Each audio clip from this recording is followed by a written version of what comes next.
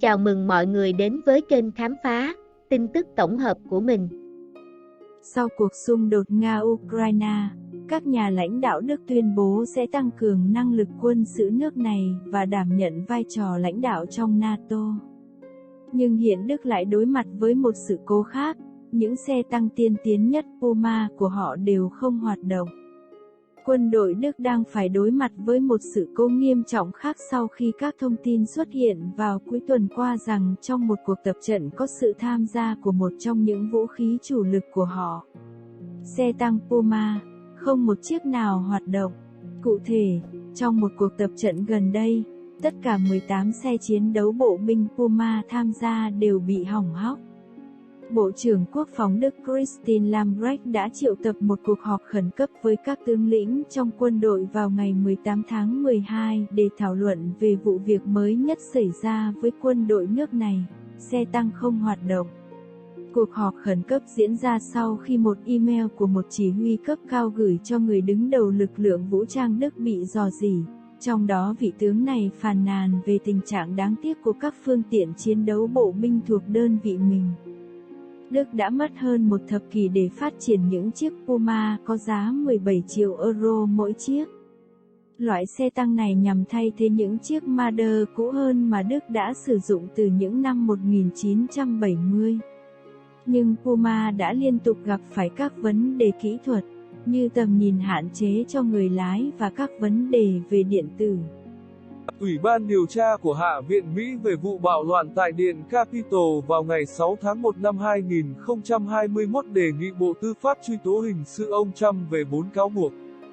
Theo hãng tin Reuters, trong ngày họp cuối cùng hôm 19 tháng 12, Ủy ban điều tra của Hạ viện Mỹ về vụ bạo loạn tại Điện Capitol vào ngày 6 tháng 1 năm 2021 đã đề nghị các công tố viên liên bang truy tố cựu Tổng thống Donald Trump với 4 cáo buộc, bao gồm cản trở một cuộc tố tụng chính thức, âm mưu lừa gạt nước Mỹ, đưa ra tuyên bố sai sự thật và hỗ trợ hoặc xúi giục nổi loạn.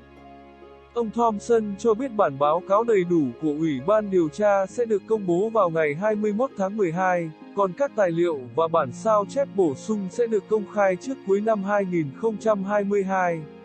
Lực lượng không quân Mỹ đã hạ cánh toàn bộ phi đội máy bay ném bom tàng hình B-2 sau sự cố bốc cháy và hạ cánh khẩn cấp vào đầu tháng này. Trong thời gian ngừng hoạt động, toàn bộ phi đội sẽ được kiểm tra, theo tuyên bố của Thượng sĩ Bedell Vecchio, phát ngôn viên đơn vị ném bom số 509, AP đưa tin ngày 19 tháng 12. Trước đó, một máy bay ném bom B-2 đã gặp sự cố khi đang hoạt động vào ngày 10 tháng 12 vừa qua và phải hạ cánh khẩn cấp xuống căn cứ không quân Wyman ở Missouri.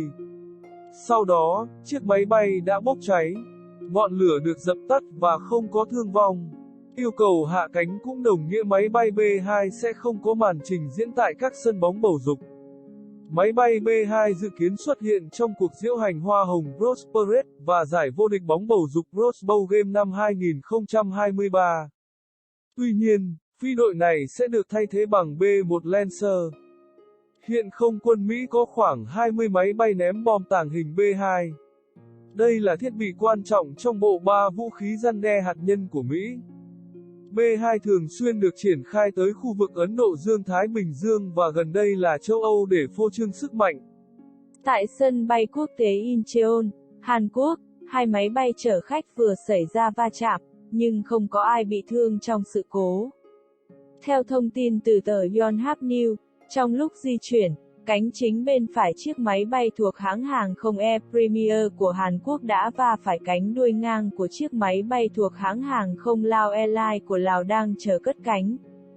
Vào thời điểm xảy ra sự cố, có 118 hành khách trên chiếc máy bay của Lao Airlines.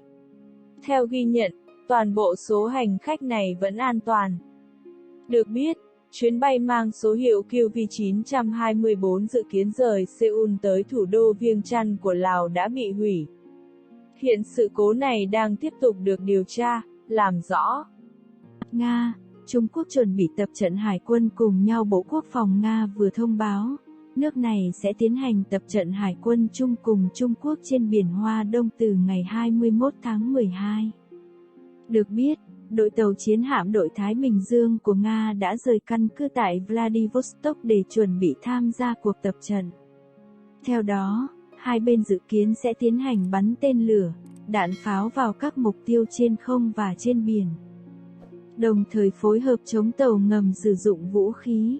Dẫn đầu Hải quân Nga là tàu tuần dương mang tên lửa Variak, tiếp đến là tàu khu trục nguyên soái Saposnikov cùng hai tàu chiến khác.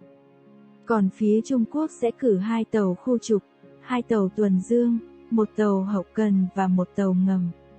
Tổng thống Peru Dina Boluarte vừa đưa ra thông báo sẽ thay thế thủ tướng trong nỗ lực cải tổ nội các tại nước này. Phát biểu trước truyền hình, nhà lãnh đạo Peru không tiết lộ nhân vật nào sẽ thay thế thủ tướng Pedro Angulo.